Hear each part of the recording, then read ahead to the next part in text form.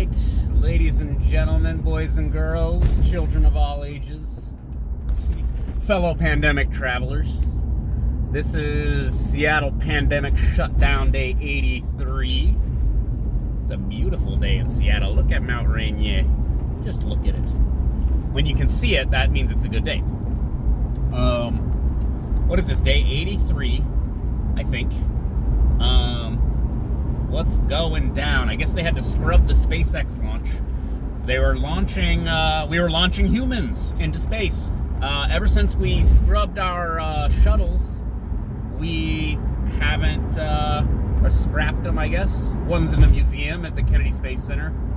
I saw it. It's pretty cool, but it doesn't fly anymore. So this was SpaceX and NASA launching astronauts. So good, good for us. We can launch people again.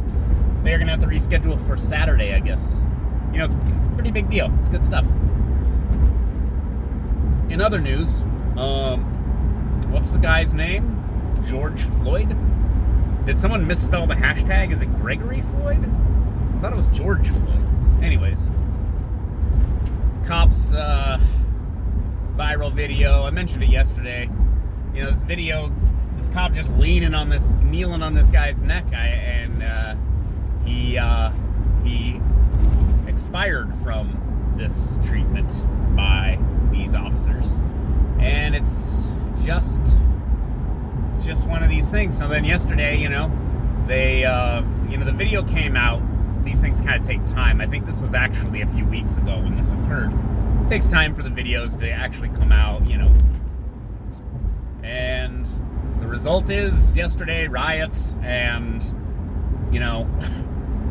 a riot during a pandemic. Not a great situation. And then that led to law enforcement just sort of blanketing the neighborhood with tear gas and shooting people with rubber bullets to get them to clear off. And I think that this creates a problem, This is a unique problem right now because oftentimes at, protests and demonstrations, we saw this back during those gun rights, demonstrations in the before time. You're not allowed to wear masks at public gatherings. So at the point where maybe a governor has a shelter-in-place order, and then people gather in a big, large group to protest something like a wrongful police killing, which is certainly what this looks like. I can't really reframe this in some other way to make it look better than it does. It looks like they unnecessarily killed this guy. So then people are mad for obvious reasons, and we then have large public gatherings at a time where we're not supposed to have large public gatherings, and maybe your locality has actually forbidden such things, at which point your demonstration is necessarily unlawful, like by definition, at which point it's not considered legitimate, at which point they will use basically militarized law enforcement to disperse you, thus tear gas, batons, etc. Now, when it comes to arrests and all the other things, because we've been turning people out of jails because it's not safe, I don't know. I don't know what to tell you, but they can't tell you not to wear a mask now that they've been telling you to wear masks, right? It's just layers of absurdities are just going to result in, I want to call it inevitable human tragedy. More police on citizen violence and more citizen on police violence, which is a thing and is, not just legitimate because cops are cops, right? People do bad things to cops, whether it's justified or not. Now, this then opens up, of course, the broader issue, which is, are we just going to fixate on the racial aspect of this, or are we going to focus on the blanket issue here? The blanket issue that's affecting everyone is that we have empowered law enforcement to carry various types of weapons and to enact various kinds of policies and have the authority to put their hands on you and restrain you and lock you away, and then make you go sit before a judge and answer for your crimes or supposed crimes. And they can do this to anyone at any time for nearly any reason. And there are disparities in policing, but every time a cop shows up to a scene, there is now a gun on scene. If there wasn't one before, now there is. So an officer maintaining control of their firearm is a matter of life and death. Therefore, they can essentially always be in fear of their life. Let's do a big quote unquote around that.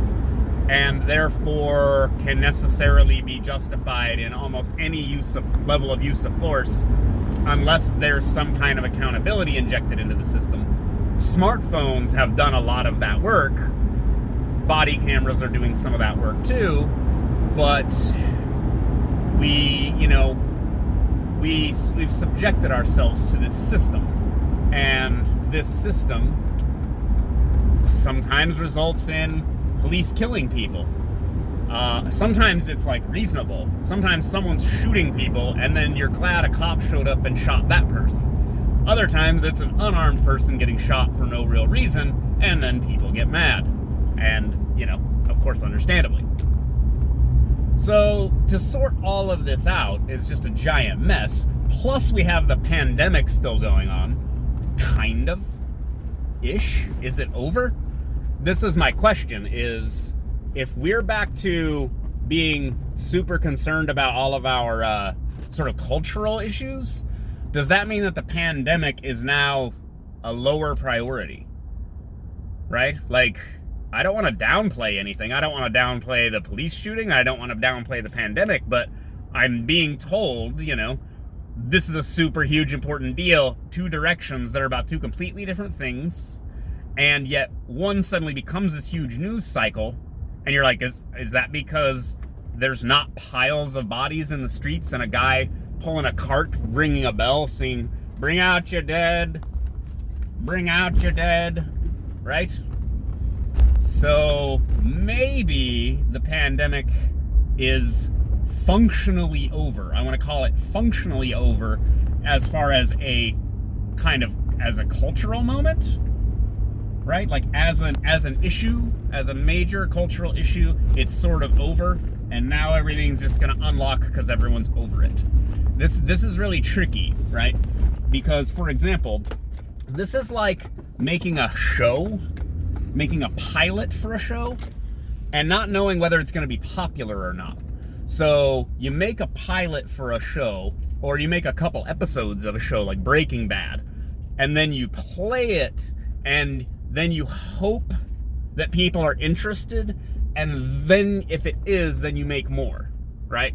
But it catches on, and it becomes popular for reasons that kinda no one really knows. Like, you can't predict that, Breaking Bad is gonna be a huge hit, right? It's a teacher becomes a meth cook.